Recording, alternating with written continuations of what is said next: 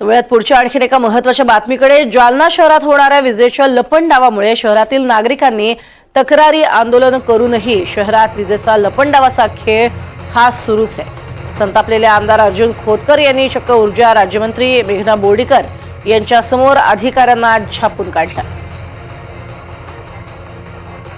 जालन्यामध्ये वारंवार विजेसंदर्भातल्या तक्रारी दिल्या जात आहेत, मात्र तरीही त्यावरती कोणतेही लक्ष दिलं जात नाहीये। अधिक माहिती घेऊयात, लक्ष्मण साळुंखे आमचे प्रतिनिधी आपल्या सोबत आहेत। लक्ष्मण, इथे आपण बघतोय की अर्जुन खोतकरांनीच वीज अधिकाऱ्यांना दम भरलेला आहे आणि तोही बोर्डीकरांसमोर। निश्चितपणे प्रज्ञा, आपण बघू शकतो की गेल्या 4 महिन्यापासून जालना शहरामध्ये मोठ्या प्रमाणात विजेचा लपंडाव होतोय।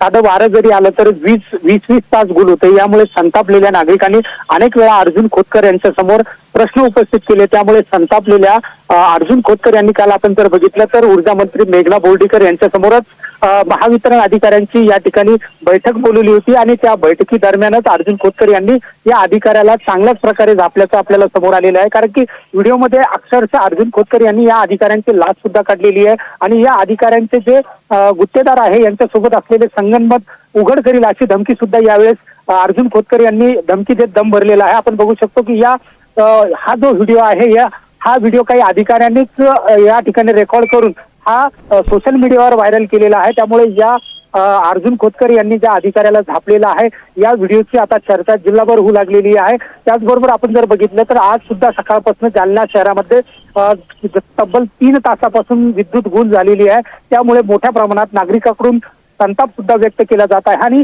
या संतापातून नागरिकांकडून अर्जुन खोतकर यांना प्रश्न उपस्थित केले जात आहे। त्यामुळे अर्जुन खोतकर यांचा हा संताप आपल्याला काल महावितरणच्या बैठकी दरम्यान मेघना बोर्डीकर यांच्या समोरच बघायला मिळाला। प्रज्ञा, नक्कीच तुर्तास धन्यवाद लक्ष्मण या संपूर्ण माहितीसाठी।